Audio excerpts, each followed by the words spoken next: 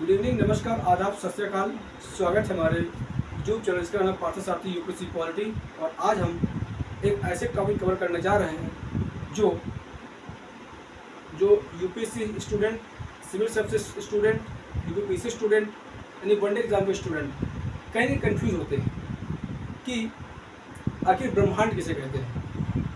जैसा कि हमारे बचपन में, जब बचपन में थे तो जब कक्षा 5 कक्षा 6 में पढ़ते थे तो उसमें एक पोएम थी ट्विंकल ट्विंकल लिटिल स्टार, जो शायद वो जो पोएम है वो कहीं न कहीं ब्रह्मांड से रिलेटेड है, जो ब्रह्मांड को जोड़ती है।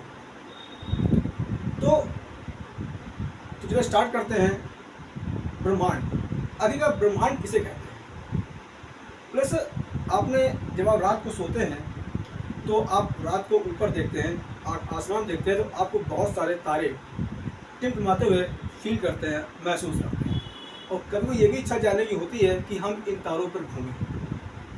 मेरी इच्छा होती है कि मैं तारों पर घूमूं, देखूं किस तारे पर क्या है। जैसे अर्थ पर हम जानने की कोशिश करते हैं कि यहाँ पर हवा है, पानी है, यहाँ पर माउंटेन है, यहाँ पर जंगल है, यहाँ पर जीव जंतु हैं, यहाँ पर मनुष्य है, यहाँ पर ओशियन है, यहाँ पर कॉन्टिनेंट्स हैं, यहाँ पर बहुत बड़े बड़े क्या कहते हैं व्हेल, जो समुद्री जीव हैं, बहुत सी यहाँ पर वैराइटीज़ हैं। तो हम ये भी कल्पना करते हैं कि क्या किसी अन्य ग्रह पर क्या जीवन है, क्या वहाँ पानी है, क्या वहाँ हवा है, कल्पना करते हैं। और सबसे बात यह है कि इसरो ने चांद पर और मंगल ग्रह पर हम पहुँच चुके हैं। यानी भारत ने चंद्रमा के साउथ पोल पर और मंगल ग्रह पर अपनी यात्रा पूरी कर ली, अपना तिरंगा वहाँ लहरा रहा है। ये अपने आप में अनोखी बात है, ये अपने आप में एक अदम्य साहस है और एक सम्मानपूर्ण, एक गौरवपूर्ण, इसे क्रांति का नाम देंगे, एक स्पेस रेवोल्यूशन है। तो चलिए स्टार्ट करते हैं। ब्रह्मांड, आखिर ब्रह्मांड किसे कहते हैं, क्या होता है ब्रह्मांड, किस चीज़ का नाम है ब्रह्मांड। बहुत सारे वैज्ञानिक ब्रह्मांड रिसर्च कर रहे हैं, यूनिवर्स रिसर्च कर रहे हैं। यहाँ तक कि स्टीफन हॉकिंस, वो पूरी ज़िंदगी अपनी लगा खपा दी ब्रह्मांड को रिसर्च करते समय अपनी पूरी लाइफ, अपना पूरा जीवन बता दिया। प्लस एक 2005 में एक टेस्ट हुआ था LHC यानी लार्ज हार्डर कोलाइडर मशीन, जो ब्रह्मांड से रिलेटेड थी। वो जानना चाहते थे कि आखिर ब्रह्मांड की उत्पत्ति कैसे हुई है। तो आज हम इस पर डिस्कस करेंगे कि आखिरकार स्टीफन हॉकिंस प्लस जो LHC, जो हमारा प्लान था, जो हमारी जो एक रिसर्च लेबोरेटरी थी, वो क्या है। तो सबसे जानकारी करते हैं ब्रह्मांड, आखिर ब्रह्मांड किसे कहते हैं। अगर कोई आपसे कक्षा 4 का स्टूडेंट आगे पूछे कि सर आप बताइए, आप तो यूपीएससी तैयारी करते हैं, आप तो सिविल सर्विसेज तैयारी करते हैं, आप तो स्टेट पीसी तैयारी करते हैं, आप बताइए कि ब्रह्मांड किसे कहते हैं। तो आप उसको एक सिंपल से सेंटेंस में बता सकते हैं कि देखिए बेटा, आकाश गंगाओं के समूह को, जिसमें आपको सोलर सिस्टम यानी कि आपको सौरमंडल, तारे, ग्रह, उपग्रह, धूमकेतु प्लस नक्षत्र को हम ब्रह्मांड कहते हैं। सिंपल सी एक लाइन में कह दीजिए, ये होता है ब्रह्मांड। तो मैं डेफिनेशन लिखूंगा, आप अगर चाहें तो आप इसको लिख भी सकते हैं।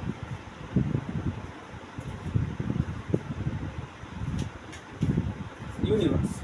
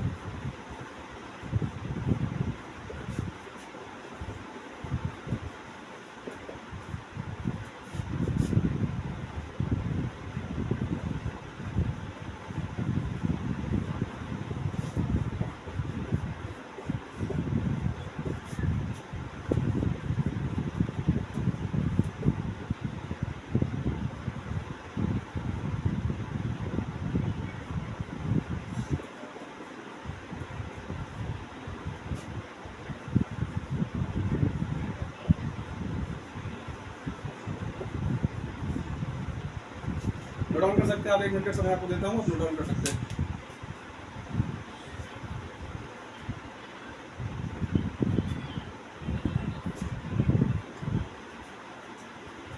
और इसमें आपको आकाशगंगाओं के समूह, जिसमें आपके सौरमंडल, तारा, ग्रह, उपग्रह, क्षुद्रग्रह, धूमकेतु आदि, ये सब ब्रह्मांड के पार्ट हैं, ये सब यूनिवर्स के पार्ट हैं।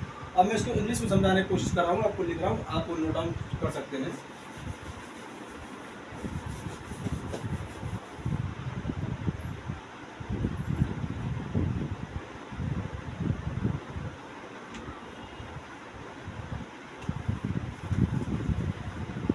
Universe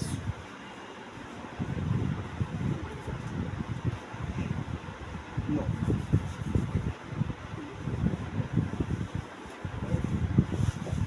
group of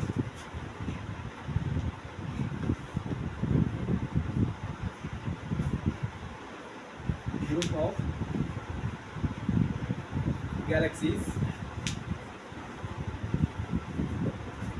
in which solar system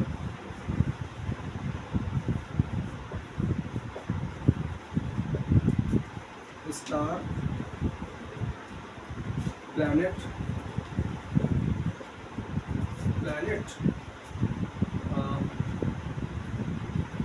satellite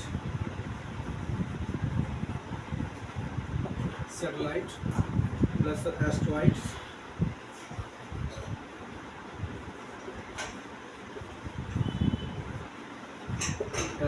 and comet, etc. You can download, you can note down this.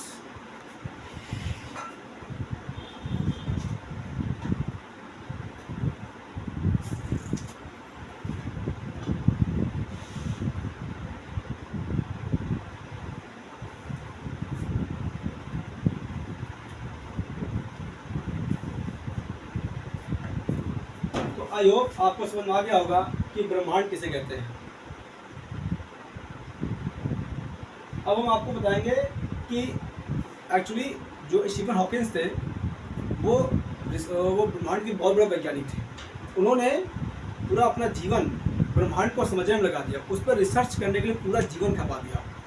यहाँ तक कि वो इतने मतलब कि ब्रह्मांड को रिसर्च करने में इतने मतलब कि जिज्ञासु थे कि उन्होंने यहाँ तक बता दिया कि ब्रह्मांड ना बढ़ता है ना घटता है, वो सिकुड़ता है।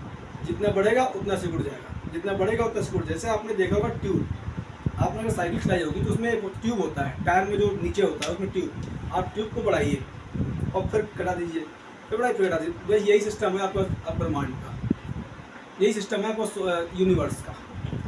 और एक LHC मशीन यानी लार्ज हाइड्रोजन कोलाइडर मशीन थी जो 2005 में एक रिसर्च हुई थी ब्रह्मांड की उत्पत्ति को लेकर के, कि ब्रह्मांड कैसे जनरेट हुआ है, कैसे ये प्रोड्यूस हुआ है, कैसे इसकी उत्पत्ति हुई है। इसको लेकर के हमारे 200 वैज्ञानिकों ने इस पर रिसर्च की थी, इस पर काम किया था। इसमें हमारे बोस साहब थे ने इस पर बहुत इंपॉर्टेंट भूमिका अदा की थी, और मतलब उन्हीं के नाम पर एक हिग्स बोसान नाम का नया कण ढूंढा गया। तो ये आपका आज यूनिवर्स। आशा करता हूँ आपको वीडियो पसंद आएगा, और अगर आपको लगता है कि आपको जो भी जो टॉपिक आपको क्लियर ना हो रहा हो, जिसमें आपकी क्यूरियोसिटी ज़्यादा हो सब्जेक्ट्स में, उस टॉपिक को आप कमेंट के माध्यम से हम तक पहुँचाइए। हम आपकी जिज्ञासा को, हम आपकी क्यूरियोसिटी को, हम आपकी प्रॉब्लम्स को, कन्फ्यूज़न को हम दूर करेंगे। चाहे आप हिस्ट्री हो, पॉलिटी हो, इकोनॉमी हो, इन्वायरमेंट हो, साइंस एंड टेक्नोलॉजी हो, या आपका इंटर रिलेशंस हो, इंटर सिक्योरिटी हो, चाहे आपका जो भी आपका सब्जेक्ट है, एवरीथिंग सब्जेक्ट, आप कमेंट माध्यम से हमसे क्वेश्चन पूछिए, मैं आप सारे क्वेश्चन का आपको जवाब प्रॉपर दूंगा। और हाँ, हमारे प्लेटफॉर्म से जुड़िए, हमारा यूट्यूब चैनल है, इससे जुड़िए, और आपको एक से एक बेहतरीन आपको जानकारी हमारे माध्यम से प्रोवाइड होती रहेगी। आपको जो भी डाउट्स हैं आप हमसे पूछ सकते हैं निसंकोच, विदाउट एनी हेजिटेशन। तो आपको बहुत धन्यवाद। जय हिंद, जय भारत।